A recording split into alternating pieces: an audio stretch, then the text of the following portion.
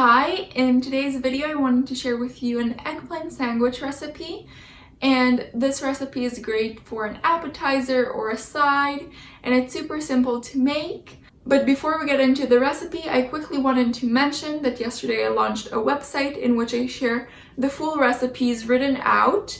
I hope you check it out, and also feel free to subscribe to the monthly newsletter. It will be linked in the description. And now let's get into the recipe.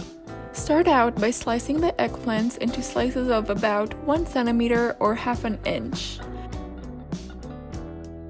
Then you will add salt to the eggplant to get the water out, and you can do this either in a bowl by mixing the eggplants and salt, or I like to place them on a silicone mat and add the salt on top of them. Let them sit for 20 to 30 minutes. Meanwhile, prepare the cashew spread, and I have a recipe for it that I will link up here as well as in the description below. Once the 20 to 30 minutes passed, wash the eggplants from the salt and let it sit on a clean towel to dry for a few more minutes.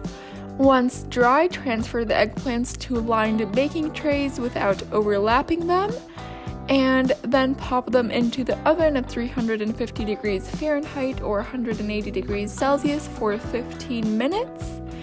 And if you have 2 trays like I have here, halfway through I switch them in order for them to cook evenly.